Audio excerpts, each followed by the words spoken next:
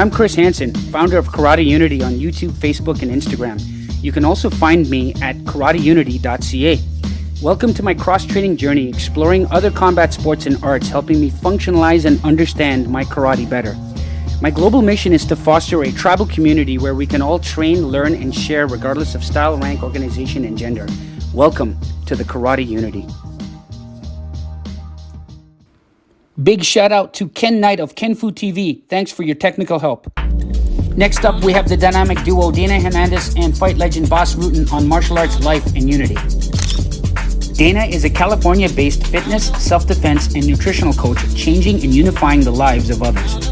Next up, fight legend, UFC Hall of Famer, King of Pancrase, Hollywood actor Bas Rutten. We'll discuss martial arts and his life journey. May I present to you Dana Hernandez and Bas Rutten.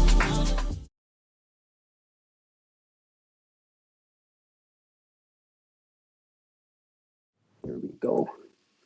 Good afternoon, good morning, good evening, everyone. We are live here with Dana Hernandez and Bas Rutten. I am so excited. Welcome, guys. Thank you for coming. How you guys doing today? Doing fantastic. Doing fantastic. Awesome. I'm good. Can you hear me okay? Is the sound fine? Yeah. Yep. Awesome. All right. So basically, welcome to my channel. What drew me to you guys was your positive energy level and how you unite martial artists and athletes from everywhere. I said to myself, I really must talk to you guys because, as you know, Dana, we've been talking, a little bit back and forth, getting to know each other really well. My whole mission is to unite, and we are like, this is a cliche. Don't mean to sound cliché, but we are strong in numbers. So that's one of the main reasons why I brought you here. So here we are. Tell us about yourselves, guys. Where are you from? What do you do? How did you meet? And your professional relationship with each other. You go first. You go first. Ladies first. Come on. Okay. I'm from California, born and raised in Southern California. My first career is a veterinarian. So I went up Northern California to undergrad and vet school. So did that for several years. When I took a trip to South Africa, I decided I wanted to know how to defend myself because they told us when we were in Johannesburg, it was not safe. So came back, did some Krav Maga. When I got the Krav Maga book, Bas was in the front of the Krav Maga book. And I was like, oh, that's cool. And then I realized I lived near his gym and I wanted to kind of switch things up and came to the gym, tried out. And I was like, whoa, this dude's like he's really cool. Like immediately introduced himself, was like, hey, I can tell you've trained. What have you trained in? And basically never looked back, never wanted to leave. It's such a home feeling. We call ourselves a gym family and we really do feel that way. And then eventually over time, started transitioning careers to a personal trainer. And then I asked Bas if I could create a women's self-defense class here from my prior Krav Maga training. And Very nice. And then we've just been working together ever since. Nice. Yeah. So it's a couple years now, or how many years is that? Oh, it's been since you guys have been. It's been a while. Yeah, it's about 8 years or so now. Oh wow. Something like that. Yeah. Yeah. Very nice. Yeah, pretty much. We started this gym like this one here, I think 9 years or 8 years around that time also. We just opened it up. Yes, I came here soon after you guys opened. Yeah. Maybe like a year or less after you guys, because you guys were always talking about the old location. Yeah, that was like a 2,000 square feet thing, no showers, no nothing, and we outgrew it and we needed a big place. And now we got 15,000 square feet, so it's much better. We got saunas, 3 rooms. Well, if you consider the room as well. Mm-hmm. So it's and where's that located? Where's that located? In California? Yeah, Westlake Village. Westlake Village. Some people say Westlake, but you got to watch out because apparently there's a Westlake downtown in the ghetto. So they say you have a gym in Westlake, and I go, that's like a South Central. I go, no, Westlake Village. It's the opposite actually because it's really nice out here. It's really nice out here. Yeah, we're about how many miles from LA? Maybe like 30, 35 miles. Yeah, 35 miles, but we're like 15 minutes away from the beach. So everything is very close by. Go to the mountains through some tunnels, and boom, you're at the beach here. So it's very nice. And Dana came in. We started. I always use her in my classes as well to show my things on because she can think I can beat her up a little bit. She won't complain. I've been seeing you guys live lately. You guys have been doing a lot of training. And that's another thing that attracted me to you guys. Do you guys want to maybe talk about that? Like, what's your focus there on your live training? Well, we do every time different, we kind of, she goes over the comments and she says, oh, this person has this, and there's more people who ask, for instance, about distance. And then we say, okay, let's spend some time on how we can control the distance in the fight. So we just listen to the people, and then we'll take it from there. Whatever they want the most or ask the most for, we just do it. Because we've been doing it all in our classes. Everything I'm teaching, she's been seeing. And the repetition. But when I tell people over the last 8 weeks, you heard me say this many, many times, you can only imagine how many times she heard me say the same crap over and over again. It's hundreds of times. Right? Yeah. I just constantly repeat myself, but it's important. I want to get inside their heads. Yeah. All right. So we've got a whole slew of questions here from various sources, from all our martial art associations and friends and mentors of mine, and also people I train with. So I'm gonna fire off a little bit at a time, and I'm gonna try to be equitable because to both of you. So we'll start off with one question that's kind of catered to both of you. So both of you are influential trainers and mentors to many people in the world of fitness, martial arts, self-defense, and nutrition. How does your work fulfill you and keep you driven? Go first. But the feedback from the people, that's what it's all about with us. If we see an enormous great reactions from people, oh man, I'm loving this, I'm training every day, and you realize there's a couple of hundred people around. Well, this is just in our streams. It's also on Fight TV, so the number is much higher because I have only like 500,000 followers, but Fight TV is 2.5 million followers. So they popping it out as well. So, but to know that there's a big group of people doing it every day, and we can see the stream, the analytics, that it stays strong. They know when people come and when they leave, but there's one of the core group, and a lot of these guys, every day they didn't miss a class. We have some friends and some people, and we realize that England, everywhere, Germany, and they didn't miss a class yet. So, for 8 weeks straight, and we're every day here. Also Q&A, and on Sundays, Dana's doing the recovery. So, that's a motivation. Mm-hmm. Right on. I think for this, like in what we're dealing with now, I think it's been very cool. The people that are coming all the time, I feel like they're my extended gym family. In general, like outside of this, this pandemic, my motivation is seeing people gain confidence and just feeling more comfortable in their own skin. So you walk around differently, and I experienced that firsthand. Before I knew how to defend myself or anything, I walked around very differently thinking back than how I walk around now. So, and that's something that I learned a lot, from Bas as well when I came to his studio, and it got more personal when I came here. So I love learning that. Yeah, but she's also doing. We have like women challenges and men's challenges. It's like 6 weeks, I believe. Mm-hmm. People come in, they sign up for a certain amount of money, and the winner gets a year free membership. Oh wow! And that's a good idea. I've seen her transforming people that you don't believe. Like I send pictures out, and none of my friends believes it. They go, it's Photoshop. I said, well, you can look, because if there's 20 people, they all want to win. So trust me, they know who is ahead. So the real pictures what we see. But once people realize, 6 weeks of time. But she said also she guides them what they eat, what to do. I mean, the little woman you were training here, I haven't seen her for a while, and suddenly I was training a private class, and I'm looking, and I go, whoa, wait a minute. Hey, and I stopped them. I said, that's you. I couldn't believe it. She lost such an amount of weight, and she looked so much better. And it was so cool to see, because once they realized, because that's why they do it, they started making a pirouette, look at me, now, so you're changing people's lives. She is changing people's lives. And I think that's just, that's one of the best things you have to can do in life. Yeah, and Bas, you've made a huge impact. But see, that's an example of why I talk about this as such a gym family. Like Bas, someone with his name literally stopped his workout to go, hey, you've lost a lot of weight, haven't you? And she was like, well, but that's how it is, because we love pushing each other and building each other up. You get so much more when you're building each other up. Like, it's massive.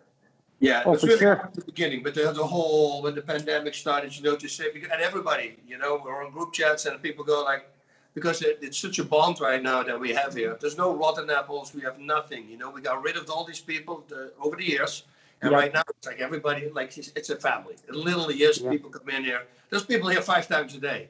It's insane. Yeah, They no, almost did it. I totally get that. Martial arts is brings people together, man, 100%. I have only one question for myself left, and the rest is all pretty much from all of my friends and instructors. So I want to get mine out of the way. So and then I'll just leave time for their questions. So here we go. So I noticed that from your accomplishments in health, fitness, and martial arts world, in the martial art worlds, in industries, that both of you guys are big on the idea of unity. Bringing people together from all walks of life and fitness, training, and even spirituality. I wanted both of your takes on my mission. So basically, I'll just tell you briefly, I started Karate Unity based on the premise to functionalize my karate and make sense of it. So like the static kata and the pre-sequence drills really didn't make sense to me functionally. So what I did was I decided to cross-train with boxers, wrestlers, grapplers, MMA dudes, and various other martial artists from all over the place. In the mix, I discovered so much value in uniting with others, sharing, learning, and teaching, right? So now I've mixed things up. I now train, teach, and travel internationally to promote this unity vision. And so here's my question to you. What's your take on what I'm doing? Am I crazy? And is this going to work? Yeah. Yeah, well, no, it's 100% going to work because what you're doing, it's called evolution, you know. And if you look at all the karates, the katas, and the 3 steps, the forms that you're talking about, they've been made a couple of thousand years ago, and they never changed, you know. And because you pay homage to the person who created it, and you do exactly the same as they do, but everything gets better. There's just techniques that from 2,000 years ago they're updated now. There's better. So for you to start cross-training right away with other people, that's the smartest thing you can do. I mean, that's Bruce Lee, right? Bruce Lee, there was Jeet Kune Do. It was open. It was always changing, always evolving. Yeah. Something else came. I remember this story with Bruce Lee and Chuck Norris, that he was telling everybody, Bruce Lee was saying that kicks to the head were not effective in martial arts. Well, it's nice for the martial arts, but in sparring it wouldn't be effective because it would be too long on its way to the head. It was too easy to see. You could block it too easy until he got kicked in the head a few times by Chuck Norris. And then he realized, oh, wait a minute. So you see, but he was really open about that. He said, well, he kicked me in the head.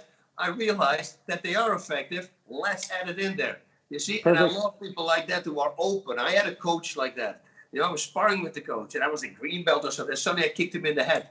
And of course, I'm embarrassed because, he's my coach. And I said, I'm sorry, man, I got lucky. And he said, did you aim for my head? I said, yes, I did. He said, well, then it was not luck. You did this for real.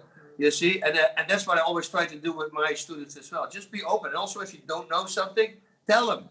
Don't try to make up a comment or a story. Just say, no, I don't know. I'm sorry. It never happened yet, but I'm pretty sure it will happen, that I don't have the answer to a question. But give me a day, and then I will find it out. So what you're doing, cross-training, I think, is the best. It's what every martial artist should do. He would definitely know. That's definitely a question for his arena. But just in general, I think that when you're constantly are open to being a student and constantly open to learning, I was actually listening to a podcast this morning, and they were talking about how if you're trained in a profession, in lots of professions, in 10 years, a lot of that is going to be obsolete. So he said the number one skill is learning, being willing to learn and maybe unlearn some things, but there's always going to be more. There's always going to be someone either doing something more, perfecting on something. So I totally agree. In general, learning is everything. Awesome. Thank you. All right. So now we're going to go on to some of our my coach's questions. But back to just a comment on what you're saying. So I really I'm so excited to actually know that both of you guys are doing the same kind of things. I'm basically seeking kind of confirmation from you guys that this is working, because just to backtrack a little bit, like you, Bas, what got me on this journey was I basically got beaten up by a boxer. So I have back in the day, this is about almost 20 years ago, there was this small little web space, and I put out some of my martial art information on there, and then this man joined, and he says, listen, I like what you're doing. I'd like to train with you. So we ended up training, friendly sparring match. I got beaten in a very short period of time. Yeah. And that opened my mind up to just aliveness and everything. So I'm so glad that I'm getting a chance to speak to you guys to confirm that, you know, mixing your training is so important. Yeah, but normal, what normal people do, more normal people in your case, and it's very sad, they step away from that, you know, they get their ass to them, and then they realize, I don't want to train with that guy anymore. Me and you and people who are think smart, they go, I really want to train with that guy. I would love to have a sparring partner who can kick my butt. I mean, we were looking really hard. You know, in striking, it's just very hard to find guys. I got to find all these tricks, you know, get myself really tired first before I start sparring with people. So, but yeah, I would love people who can teach me something. I love sometimes jumping in on a class, like a really Krav Maga class, like when I teach again also with Tamir Peretz. He's really good at Krav Maga, you know, and I'm just there. Once he's teaching, I just like to join, because for me it's fun to take instructions one time and not to give instructions, just to do what other people do. Plus, I know 100% with him, it's always correct. Yeah. So I'm not learning something bad. So that's a good thing as well. Awesome. All right. Thank you. So this is from one of my MMA coaches who actually, he was the guy that came into my house and beat me up. So this is a question that, yeah. So this is a question from him, and you know who you are. He wants to remain anonymous, so I'm not going to mention his name, but maybe one day I will. And I really want him to come online and do this kind of stuff with me too, but he has his reasons. But anyway, okay, so here we go. So as someone who trained originally in traditional arts and transitioned to the world of sports and mixed martial arts, how would you reconcile the two things, and what advice would you give people who are struggling with the contradictions between the two? Yeah, well, it's you always find out the hard way, right? I found out the hard way. I found out the hard way twice. My first Thai boxing class, I got dropped with a liver shot. That's actually where I got it from. You know, realizing, well, because karate, what I was doing, the form of karate was no punches to the head. So my hands are here. And the Thai boxing, when they suddenly start hitting my head, what do? You overcommit. You go too fast up, exposing the body. And he, of course, I was training with an A-class fighter, which is a pro, and he dropped me right away. But, you know, taught me a lot. In one day I fixed it, actually. I told all those people I spent a lot of hours in front of a mirror not to drop my hands anymore. But then many years later, I was my first MMA class. And again, I was the badass. I kicked everybody's butt in training, Thai boxing, and karate until I did that first MMA class. I got thrown out. You know, I remember parking my car next to the road and calling my wife on one of those first cell phones we had from Philips. You know, that they were just from the big car battery things to the little small, it was still big. And I said, listen, I'm in the car. I'm completely crushed. I mean, I couldn't eat. I had to drink liquid food for 3 days. And my throat was so crushed, because the throat crushes, I thought I could hold it, which I could. But, you know, a choke you can't. A blood choke you go. You know, but on your throat, I was just flexing, and I thought, oh, I'll handle this. You know, not realizing I completely crushed my throat. So, yeah. But taught me a big lesson. Now I want to go back, you know. And I remember my wife started laughing. She said, oh, this is the last time you've been there? I said, no. I said, within 6 months, I'm going to tap everybody there. And I did. Nice. You know, just make it. Just say, okay, this is not going to happen to me anymore. And I'm going to do everything in my power to beat them. And, you know, where's a will, there's a way. You know, just go. Determination. Okay, mindset. So the next one, mindset. Mindset's huge. growth mindset. Yeah, exactly. I'm a school teacher here in Toronto, and that's one of the biggest character traits I'm trying to teach is this whole grit and perseverance and just keep going no matter what, you know. And you know, martial arts, combat sports, you know, athletics. I think I'm very biased when I say this, but I think it's the best way, you know, to push these character development traits. I mean, I want to get my daughter, like she's 8 years old now. She likes dance and stuff, but I really want to get her into martial arts and, you know, especially on a team. Okay, next one. So as a Pancrase champion, UFC champion, looking at the current crop of professional MMA fighters, how has MMA evolved for the athletes since your time? And where do you see their training moving in the next 5 years? And then finally, how does this translate to the average person training martial arts? I know it's a little wordy, but... Well, it changed a lot, you know. Nowadays, everybody knows pretty much all three arts, so to say. Wrestling, striking, and ground fighting. in the time when I was competing, you know, you stood out. Like I stood out because I was a great striker and a great submission fighter. I was never a good wrestler, but it didn't matter. People would take me down. I would just submit them, reverse them, submit them, whatever I would do. I actually, that was a really cool Hall of Fame stat. It said I won 14 times by submission, yet I never took anybody down. So that meant they took me down and I just reversed them and took them in a submission. You see, you're evolving. And now everybody is having that. Still, people always like to do what they do best. But, you know, I taught myself very early on, which I actually said this morning as well, whenever you don't like it, it's part of your job. Whatever the job is, do that a lot. Because it's very important, the things that you don't like, most of the time because you don't understand them. You know, once you start understanding them, then you start liking them. When you like it, you do it a lot. Then once you do it a lot, you get better. You know, that this whole thing goes through. So that is a big difference. What was that question number 2 from that? How does this translate to the average person training martial arts? This is everything. You know, yesterday somebody called me. Oh no, it's not true. It was on my Facebook from yesterday's class, and they asked me, "Hey, I would like to start but also for street fighting. Also, there was 2. Oh yeah. What is the best art?" And I go, yeah, officially it's MMA. Right now, MMA became its own art. You know, you can go to a gym and they will teach you wrestling here, crowd fighting, and punching and kicking. So that would always be the best because you don't know who you're going to face. If you're really great, you're Mike Tyson, but he's facing a wrestler on the street. That's it. He's got a 1-punch chance, but as soon as the distance is close, the guy's got him. He's got him on his back. Now boxing is gone, and he's on top. That's going to be big. See, so it's always best to know everything since we don't know what we're going to face. Now, luckily for us, many people think they can strike. So striking is most of the time the first choice. But being a great wrestler and striking, wrestling always in there. Being a great ground fighter and striking, so you can always take the fight to the ground. And being a great striker and wrestler because you can keep the fight on the feet. You see? And if you get hit, you can always take him to the ground. But you make that decision. So at least you need to know 2 arts very well. It's striking and wrestling, or it's submission and wrestling. You got an Exactly. Oh no. You okay? Yeah, it just said low battery. Oh, on your phone? Yes. Yeah. Do you have a cable for it? I do in the car. Well, run to the car. You want me to Yeah, run? Okay. it's okay. We'll carry it on and then we'll I got some questions for you, but we can come back. Yeah, no worries. Yeah.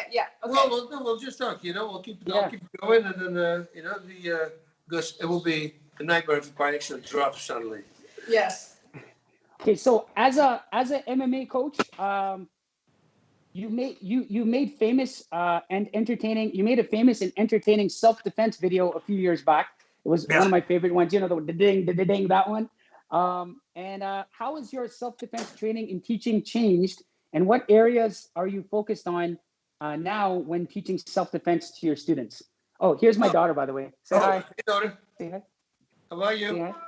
Hey there. Sienna. Oh, Sienna. You want to say something? Sienna has something to say to you, first of all. You want to say something? Go say something quick. Something quick. Oh, okay. Anyway, she's being shy. Anyway, so something. hurry up. You want to say it? Hey, Bas, I'm gonna wreck you. Yeah. I'm gonna wreck you.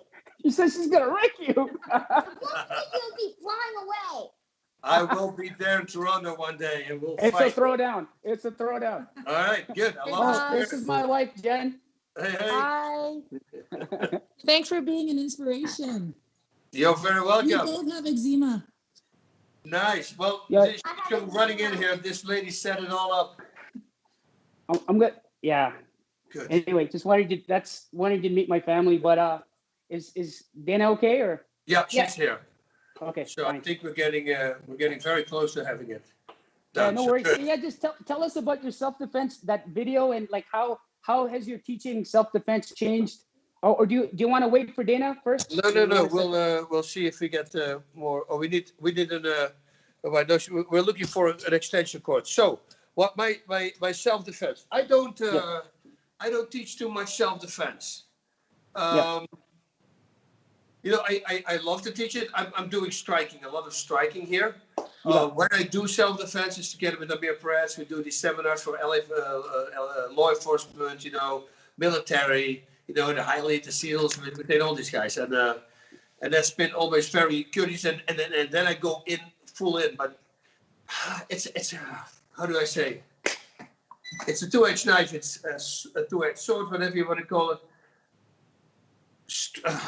How do I say? Street fighting is very important to teach it the correct way, to make everything is perfect, because you don't want to give a person a false sense of security.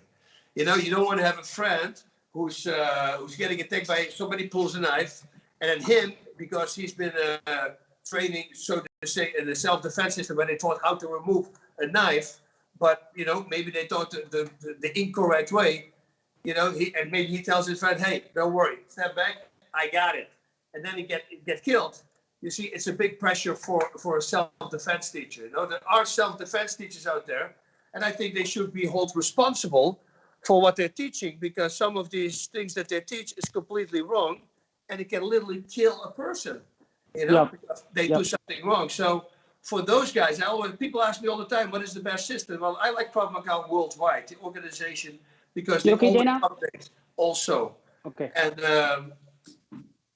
you know, I've been there along the way. I know these people for 18, 19 years, and I saw the changes. They taught me a thing, and it suddenly happened in the field, and it didn't go out like they actually were teaching it, and they adapted it, and, you know, they updated evolution, you know, and I love that stuff. And I think there's people out there. I saw a video of this woman dismantling 3 people with weapons, with knives, and the way while she was talking, it was really easy the way she did it. And I go, you get killed that way. People have no clue. Like, they let the knife fall on the ground, and then the gun fall on the ground, and now for the gun or for whatever weapon is, that's going to be the focus. No, you need to control the weapon. You know, there's certain steps that you need to take. So as a self-defense instructor, I always say, make sure you 100% know, because if somebody's going to die on your watch, well, that's on you. Yeah. I actually, since Dana, you came back, this question's for both of you guys. Can you hear me okay, Dana? Is everything okay? Is your power cord in now? Everything fine? Yes, plugged in. Awesome. Okay, good. Okay, so this is for both of you guys. Feel free to answer however you want, any way you want. So one of the biggest fears, in my opinion, for self-defense instructors out there is you know, teaching how to confront a bigger, aggressive, and stronger opponent. You know, if de-escalating tactics fail, and things went hands-on, what strategies would you recommend for a smaller built person? You know, like I'm not very big myself. I'm 5'6". You know, so yeah, if you guys can talk about that, just some strategies for a smaller frame person coming up against a big jacked up aggressor. Say. Yeah, that's a common one that I get asked, and especially as a female, and I'm not a big person either. And definitely as I got more into martial arts, and I've heard, you know, the high ups in Krav Maga, definitely, just like with everything else in life, the first thing is mindset. So the first thing is deciding, and that's where I start from the ground up with women that are coming into self-defense. And I have male clients too that are coming for self-defense. The very first thing is mindset. Deciding that you will not be a victim. Deciding that if someone attacks you and tries to hurt you, or someone that you're with, or your child, that you will fight. You will save yourself or whoever you're with. That needs to get really ingrained. How do you flip that switch? In your opinion, how do you flip that switch? I recommend that when we're in class, and like, we're all friends here, this is a safe environment, nothing's going to happen to you, but I need you to practice flipping that switch. I need you, when they say hit the pad or kick the pad, I need you to go from 0 to 120, and make sure your partner, you know, can handle how hard you're going to go against the pad or whatever, but you're practicing it in a safe environment where you know you're not going to get hurt, with other people that you're comfortable with, and you're going to flip. And sometimes it takes time to bring that out of people, but I think eventually when they see, you know, what it looks like when you demonstrate flipping the switch, we're laughing, we're fighting, you know, we're laughing, we're talking, and now going all out on the pad, then they feel more comfortable with it, hopefully. But the very first thing is mindset above anything else, because we've all seen the videos, and we know it's happened where women that have zero training are successful against their attacker. Yep. It's all Yep. here. They haven't trained Yep. anything, but they're like, oh no, this is not happening. So Yeah, I agree. protecting yourself also the way a woman walks around, you know, you can walk around as a victim, or you can walk around as a person that the guy looks up to and goes, I'm going to have to work really hard for that one, I can tell, you know. If you look around and you're scanning the environment, you know, it's very important. I also always say women also get a punch knife, or it's completely legal, or a normal knife. But then again, you have to know how to use it as well. You should take classes for that. But you know, because if you're smaller, well, against bigger people, you simply need something. Because if that other person knows something as well, now thankfully a lot of criminals don't train, so that's a good thing. You know, and a lot of criminals also, if they have a weapon, that's their power. So once that power is gone, then they're gone. You only have to overcome that personal thing. But yeah, flipping the switch is the hardest one. We always say, although try to come to sparring classes, because then at least you get hit and you know how to deal with getting hit. You know, and by good people who know how to hit, they're not going to injure you. So, but you know, the real test, of course, that's like a military guy. You know, you can practice all you want, but suddenly if there's live fire, and you stick your head out and a bullet can hit you, you die. That's a whole different ball game now. Now you're acting under stress, and that's the same in fighting on the street. You know, you can train as hard as you want here, and hope. But sparring, actually, you know, you can come a little close, but still, I mean, I was talking about it today. We know guys who work circles around world champions in the mixed martial arts in the gym. They think they're going to be the next champion, but somehow they cannot control. They go to the fight and they can't control all the chaos that goes on. That's the biggest thing. In everything. Amir Perez always explained it to me, and I heard him, not to me, to a person he explained it. Go, I'm going to use this from now on. If you have a plank, which is a foot wide and it's 20 feet long, you know, you throw it on the ground and you tell a person to roll or walk over there. It's very easy. You make some pirouette in the middle while you're walking over. Super cool. Now put it in between two buildings, 12 stories up. Do the same thing. It's the same plank. Everything stays the same. Now it's for mistakes. You make a mistake, now you're dead.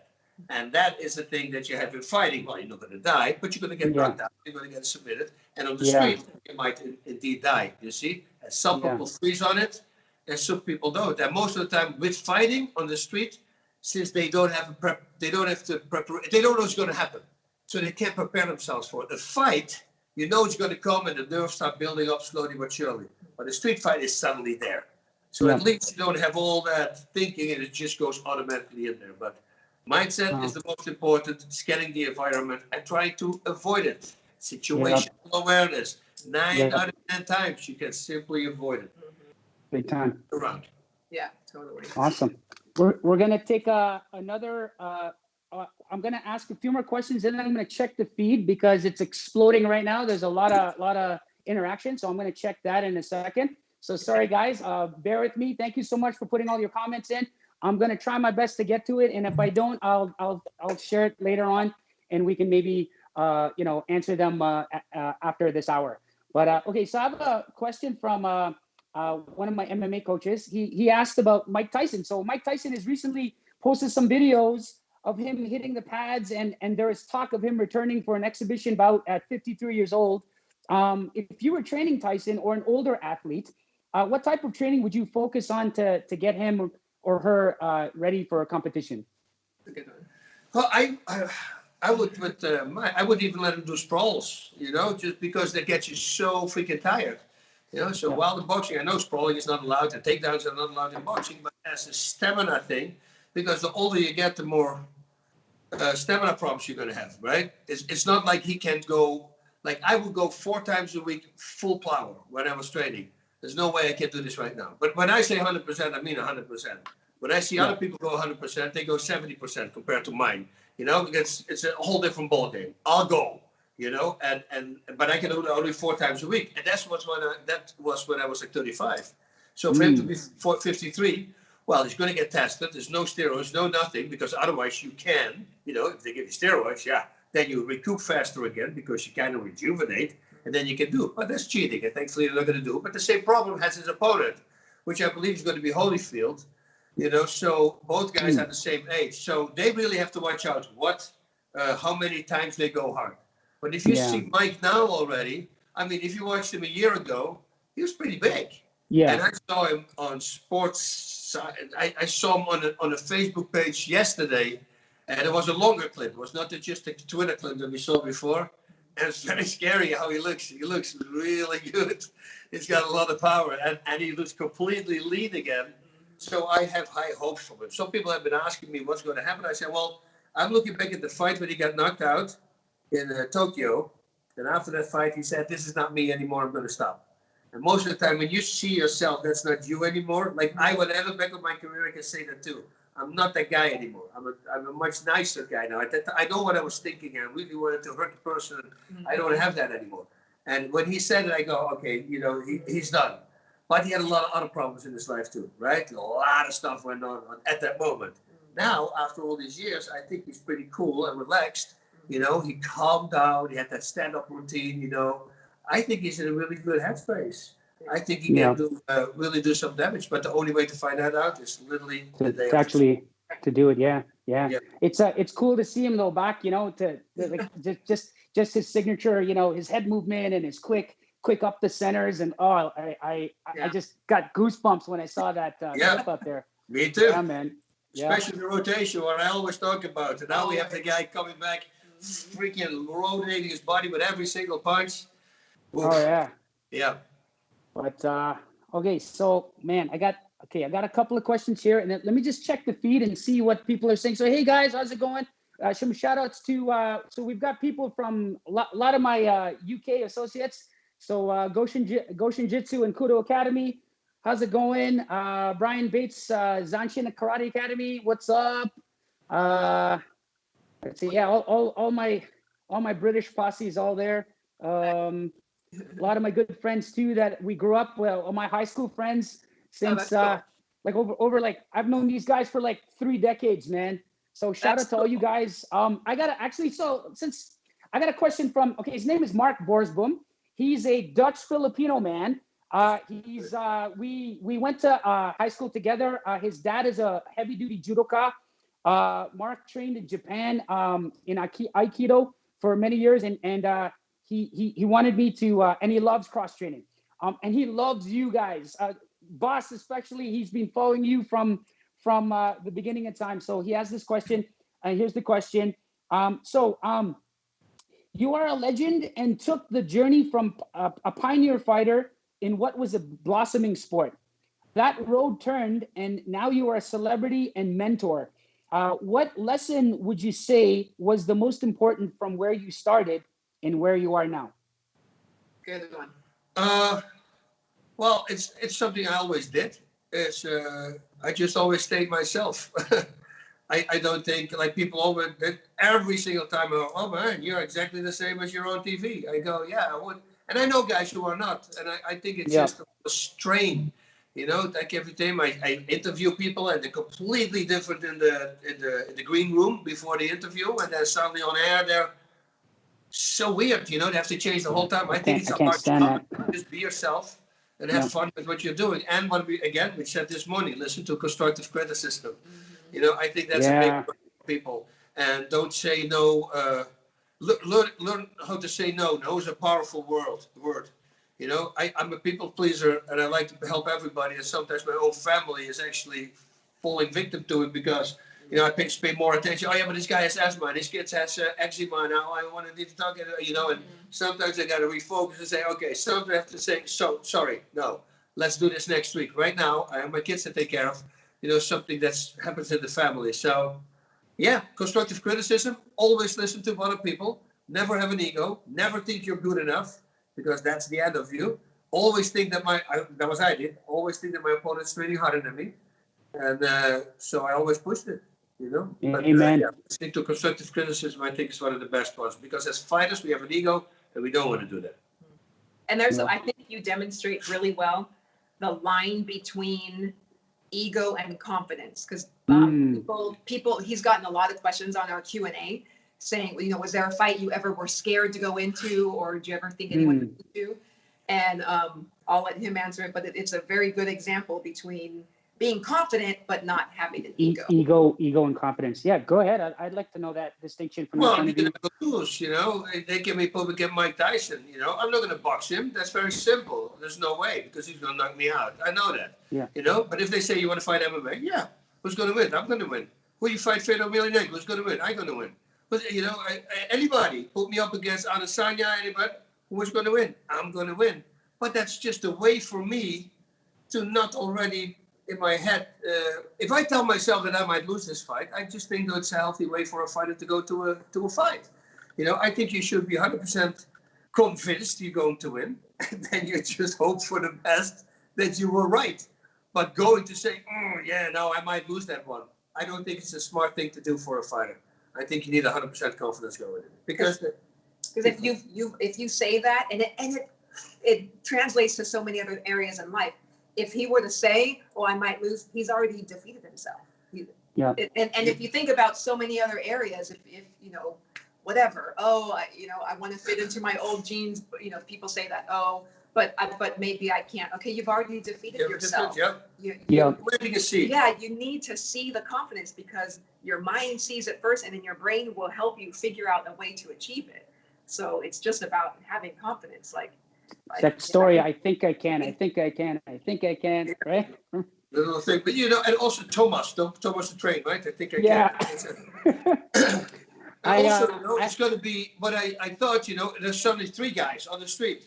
You know, I think, okay, it's going to be very hard, but they're going to have to work really hard. There's no way I'm going to stop this thing. Just give yourself, I'm not going to stop, because telling yourself that you might win, if it gets hard and you get rocked and you get, you know, there is something in you're going to say, who's going to pick up that little plant, let's see that plant you planted, and then you're going to quit, you know. But, you know, okay, you might win, you might beat me, but boy, you're going to have to work for it. That's a great mentality to have as well. And I have a question. Go ahead. Sorry, it goes back to your question about self-defense and mindset.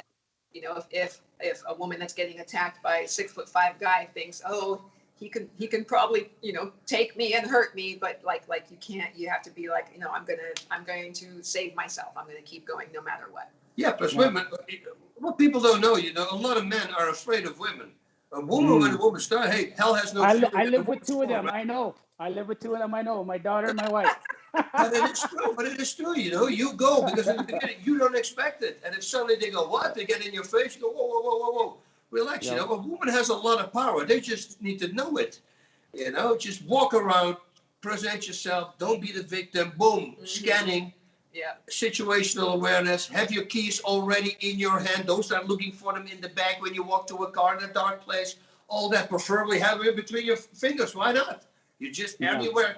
You hit close to the eye socket, well, it will go in.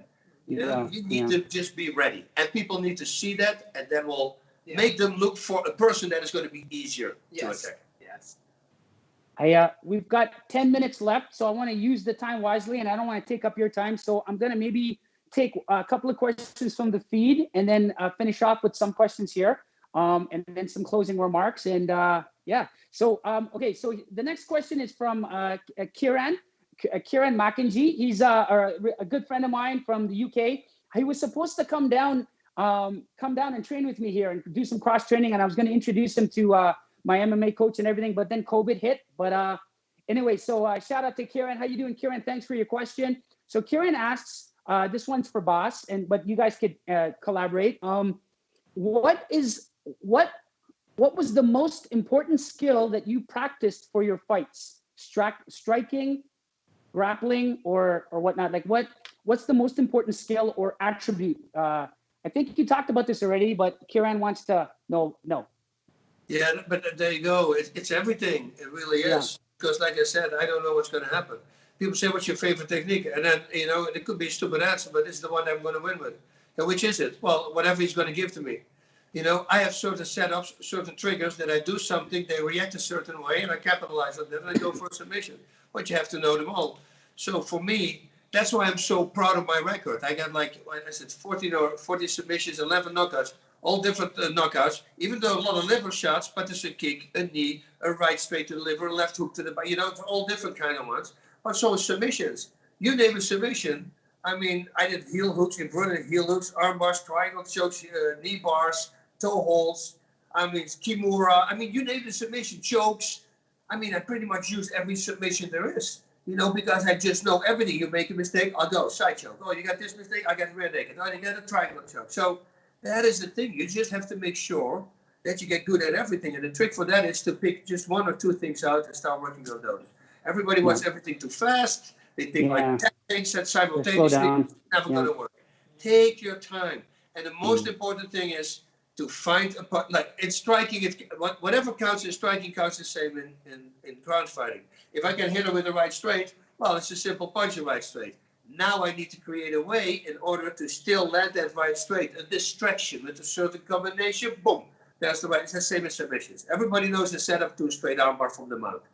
You create a different way from the mount, or maybe 2 or 3 different ways, or 4. That's what we did, you know. And then you start flipping between 1, 2, 3, 4, 4, 1, 2, 4, boom. Suddenly catch him again, you know. So make sure that you know a lot of different setups for one submission, and that's pretty much the trick. But yeah, there's so much more. It's a when I get obsessed about something, I'm really a different animal. I mean, I like I said to people, I choke my wife out in the middle of the night. I would pick submissions. Yeah, just because then I would wake her up and put her in there, and during the day, still laid over. I say, your throat hurting, are you getting dizzy? I'm getting dizzy. Okay, it's a blood choke. You know, I was all day long busy with it. So, but, you know, that brings you where you are. And I'm pretty sure she does the same stuff. That's how someone with natural born, you know, talent and skill really becomes great. They they're super focused on it. What I've, you know, learned as we've spent all this extra time together is that yes, he had natural skill, but he was obsessed with it. He kept going and going. And when that's your career and your passion, it's, you know, it's easy to do. And also thinking of the different things, you know, things he hasn't seen before. So nurturing it and working hard. And that's with a lot of things. You know, some people might look at other people and go, oh, well, they're naturally, you know, whatever, fill in the blank.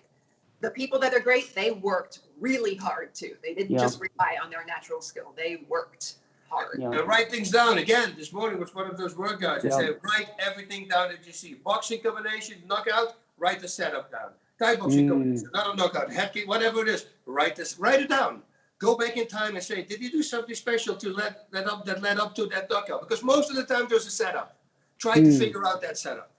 You know, and then all write it down and start doing it yourself. Oh, then I like this, I don't like. Go, then throw it out. And, you know, and keep the ones that you like. And then you grow. You just steal, you know. You steal from everybody. Make it your own. The Gracies learned their jiu-jitsu. They came up with it? No, they stole it too, you know. And yes, they start implementing their own things. You know, and that's what I did with myself as too. I see that from him, and I tweak it to make it myself.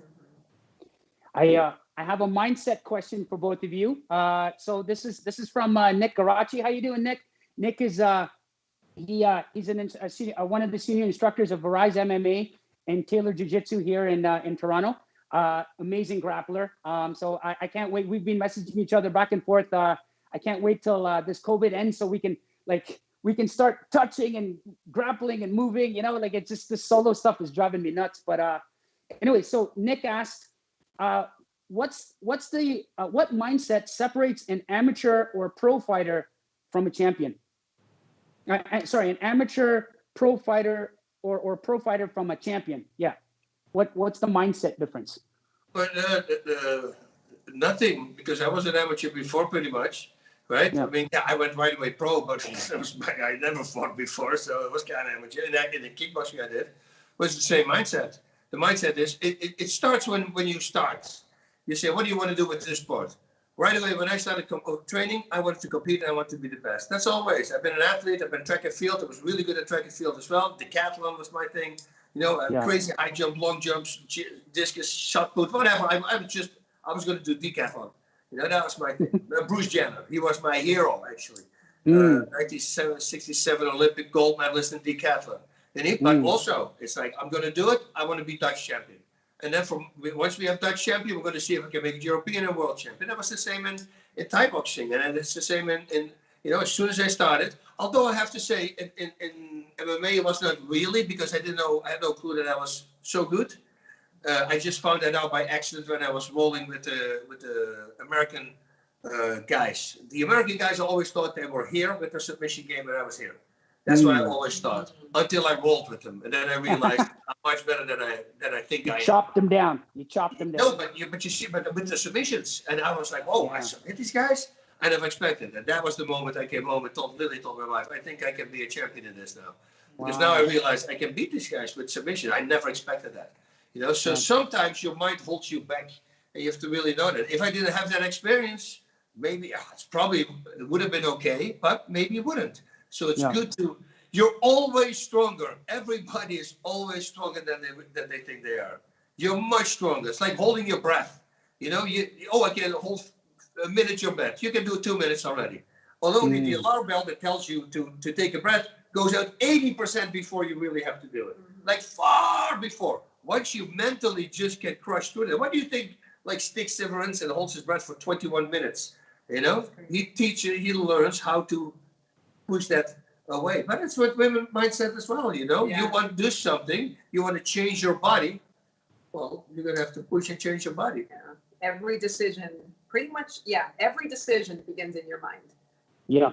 If you want to get stronger in the gym, that begins in your mind, not in the gym. And then, like he said, when he decided, and he's obviously has a very strong mindset, he wants to be a champion. And then, as you know, if he weren't so set on it, or if he weren't so passionate, or his mindset weren't as strong, once he got knocked out, it would have been easy to go, oh, okay, you know, never mind, maybe this isn't for me. But then it's like, instead, you use it as fuel to like, okay, now I'm going to learn from this. So when you can make your mind work for you and not against you, it's very easy to be defeated and say, okay, I'm done. I throw in the towel. Let me go try something else. And I think it only works when you love it. Love what you do. Yeah, the passion. I know some fighters, I'm not mentioning your name, who hate training. And I could never understand that. Like, I would look forward before I go to sleep to tomorrow, 7 a.m. We're going to, you know, I would love it, you know. So enjoy it. Yeah. If you love something, you want to do it a lot. There we go again. You do it a lot, you get good. Yeah. And that goes with anything, really, right? Anything. Anything. This applies to every profession on the planet. Yep. I have we're close to the 1 hour mark, so I want to respect your time. So and some of the questions here. So I'm just gonna fire off a few quickly, and then I'm gonna hit you with one last one of mine. And then So let's see, Mark Borsboom, one of my high school friends. He's watching fervently right now. He asked any movies on the horizon, Bas? I am actually doing an audition right after this. I'm going to have to drive to a buddy of mine. I will do it in his house because, needless to say, he can't do it in person now with the whole COVID-19 thing. And then Trailblazers is going to be a Western with Antonio Sabata Jr. is putting that together. He's going to direct it right there. And he has a whole list of all these actors that everybody knows, but we don't see them anymore. And they're all in there. Wow. So that's cool. Yeah, and then I have another project that I'm working on, which was supposed to happen in March, but they postponed it to next year, which I'm happy of now because of this whole deal that happened. Yeah. And it's a number 2 of a big movie, and I will, if we get closer in a minute. But I'm looking forward to that one because it's a badass part, and it's different than comedy.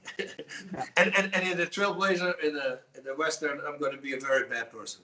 So wow. I enjoy you in a Western, interesting. Yeah. Okay, one of my buddies in the UK, he's a Kudo instructor. He wants to know, have you heard of Kudo?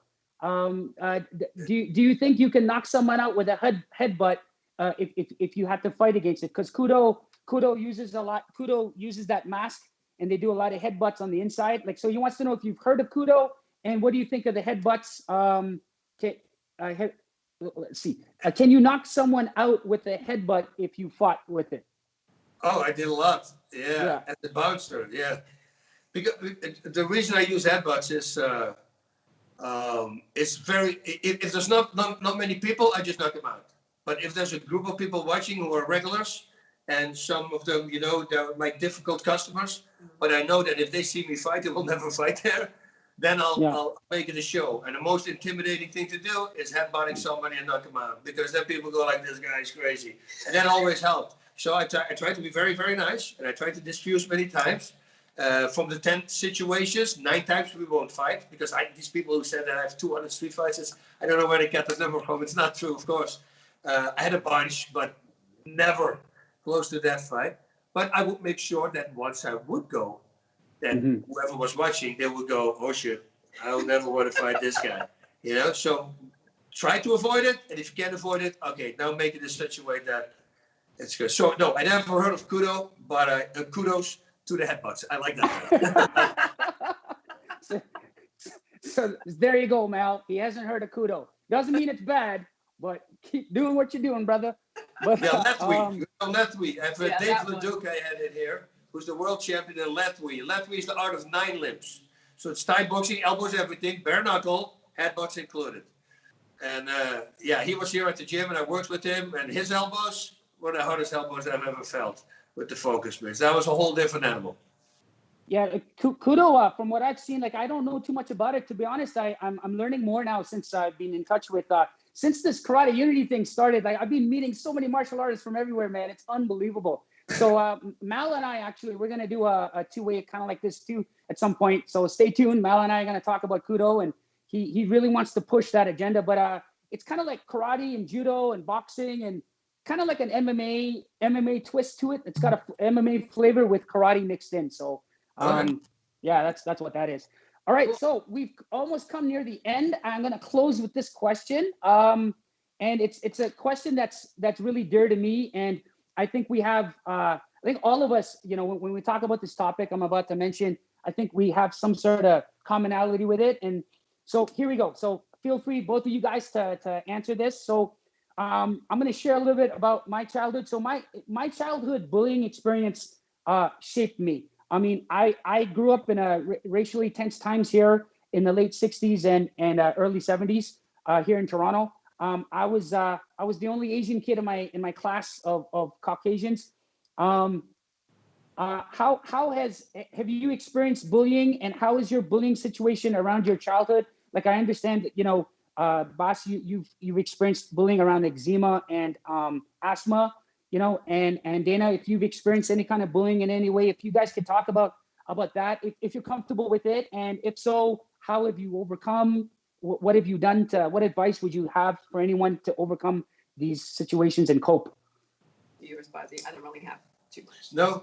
Okay, yeah, so yeah, you already touched it, you know, I had a horrible skin disease, so I was bullied on a daily basis. So, but, you know, it gave me this life. The reason I'm sitting here right now is because of the bullies. And everything came from fighting, you know, because once I knocked the first bully out, I realized, hey, wait a minute, that was easy. And then I started going after all the other bullies.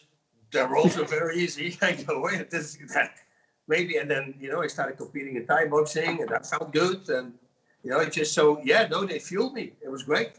I remember I was at a reunion, and they didn't show up. And I felt bad, you know. And it was, we had in Holland, you have to understand. So there was 3.3 million people watching that show. But you have to understand, at that time, there's 16 million people in Holland. So that's pretty much 1 in 5, you know. So there would be crazy numbers in America, and the bullies didn't show up. And I go, man, I felt so bad because I wanted to thank them. Because the reason we're doing this whole show now is because of them. You know, and I understand our kids, you know, but unfortunately for them, I went after them, you know, when I was still young as well. You know, later I wouldn't have done it anymore. Still, I have a teacher, I always say, Mr. Jos. And if he hears this, Mr. Jos, just make sure you never see me. Because he's probably 60 now. He was not that much older because he was the cousin from the owner of the school. And he was a complete douchebag. Yeah, he did some things. So I would not knock him out, of course. I would slap him in the face. When I would see him. That's the one guy I still hold a grudge towards. There you go. Giving everybody. Real talk. Yeah. No, he was a jerk. So, you know, when a person is bad, like bad, like kicking a kid so hard in the back that the chairs break, you know, they're a whole different animal. Yeah. So, no, he will pay for that. Yeah. And hopefully I can do it one time. No, hopefully not. Yeah. Let me say that. Hopefully not. But it's, I wouldn't lay awake if it would happen. That's what I'm saying. So it affects you. That's what I'm saying. Bullying affects you. There's still words that people say to me that I have to really start watching out. I have to literally tell myself, no, they don't know anything what they're saying, Bas, now. Relax. And they still trigger me. And that was said to me over 40 years ago. So think about it. When you start talking bad about a kid, You know, think what you do to them. Because if 100%. after fighting, I might still have things that trigger it. It's dangerous. You know, you can really hurt somebody with it. I split it the other way, but some others, they commit suicide. Yeah, words are really painful, as you know. Words hurt. Yep. I don't have bullying stories, but words are really painful. And the cyberbullying now, when people can just hide behind a computer, that's the ultimate coward. Like, yeah. I wonder always, how would they look at themselves in the mirror, you know, and in the night to brush their teeth, say, oh yeah, I'm the man. Yeah. I told that guy, I was a fake account, but you know, that's cool. You know, how can you think you're a tough guy doing that? You see how pathetic some people are. But you know what? Then again, maybe something happened to them. Probably did. But I was bullied a lot. You think I became a bully? Of course I didn't become a bully because I knew what it felt like. But there's guys who were bullied at home and they become a bully. Yeah. You know, I never saw that logic. Never seen it. I find the internet has kind of put fuel to the fire for these issues online. You know, as an educator, I'm always dealing with online bullying, cyberbullying. It's a huge part of the issues that come up as an educator. So yeah, that's one thing I vowed. One of the reasons why I wanted to create Karate Unity is to basically, like, I had a website before, but you know, being an educator, I've been in education for close to 15 years, and I took it down because I was scared of some of the things that the students would say and do online, and I've had some words twisted and this and that, and so. But you know what? I look back and I said, you know what? This is my passion. I'm going to keep going, and I want to push. Like there's nothing there's no content that I would put out that's bad. I would never criticize anybody. It's all about sharing, uniting, and promoting. You know what I mean? And so I make a very, very strategic and diligent and from my heart effort to be a positive role model. You know, and I'm trying to bring together, you know, people like yourself and you know, get in touch and pick your brains and see how I could do all of this better. You know, so I am so grateful that we had this talk today. I don't want to take up much of your time. It's 5:08 right now. I just want to say we've come to an end to our show. I'm so grateful, like really from my heart. This just happened just like this. I mean, Dana, you and I just talked like last week, and then all of a sudden, boom! I'm talking to you guys. It's like unbelievable. She said, or else. And I go, okay, we're doing it. Bas, thank you. Like I'm so honored and grateful that you came. And Dana, I'd love to keep talking and chatting and seeing how, you know, we can help each other. And I want to, you know, keep pushing and promoting everything that you're doing, and we can maybe work together at some point in time in a collab. I'd love that. So don't forget to follow Bas Rutten, Dana Hernandez on Instagram, Facebook, and YouTube. I'm going to put all their web links and plugs in the live stream description. I'm also going to make this available to all of them. And if you like this show and want more content on functional karate and cross training, follow me on Karate Unity on YouTube, Facebook, and Instagram, and check out my website, karateunity.ca. Do you guys have any closing remarks? Any advice for us? Anything you want to say before we leave? Let's just keep doing this together. That's it. That's it. We're all in this together. Don't you know? That's the song right there. Sing a song. Anybody? All Oh, right. that's my question. Anybody's going to put on any musical? I want to be Daddy Warbucks. Oh yeah. Contact me. I want to sing All in right. a musical. That's my wish. In a musical. Okay, so you're going Western and musical now. Oh my goodness. A Western musical is good too. Okay, Bas, before we go, sing something from Sound of Music right now. Go. I only know. I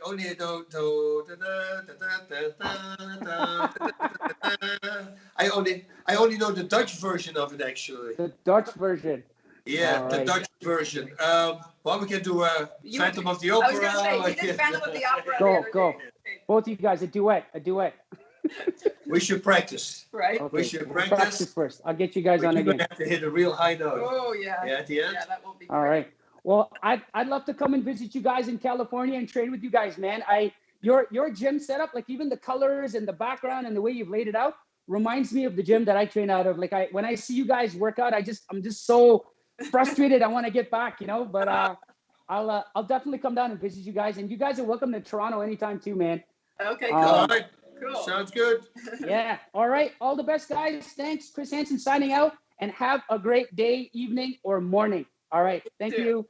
All right. Surprising. Bye. Godspeed. Bye. Bye. Bye. Thank you. Hey, bye.